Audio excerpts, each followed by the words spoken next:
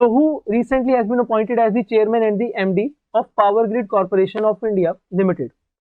तो power grid के नए chairman and MD managing director कौन होंगे? ये होमवर्क है, ध्यान रखना, मुझे बताना है आपने पावर ग्रिड क्या है, नवरत्न है, महारत्न या फिर मिनी रत्न की कौन सी कैटेगरी के अंदर है? Answer is option B is the correct answer बच्चे।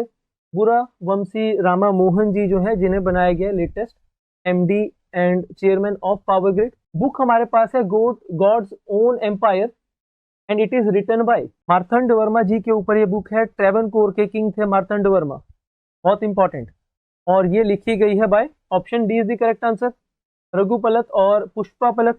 जी हाँ, option D is the correct answer बच्चे। Sadhana Saptah is being organised during which of the following period? डेट बता दीजिए मुझे Sadhana Saptah. Answer is A B C और D. Answer is option B, 2 से लेकर 8 ऑफ अप्रैल तक चलेगा बच्चे साधना सप्ताह।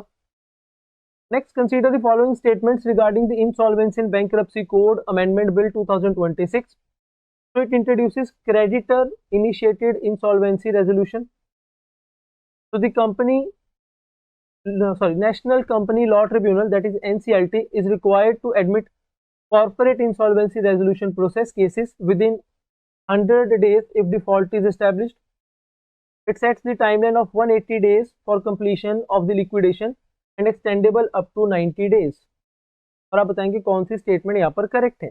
तो पहले तो इधर देखो, एनसीएलटी जो है बच्चों कितनी देर के अंदर जो है वो केस को इनकॉर्पोरेट करेंगे, तो आंसर 100 डेज तो कहीं पर लिखा ही नहीं था, 14 डेज के अंदर उन्हें करना पड़ेगा। ठीक है, टाइमलाइन 180 डेज की सेट की गई है, 90 डेज तक एक्सटेंड करेंगे। जी हाँ, ये स्टेटमेंट इनकरेक्ट है।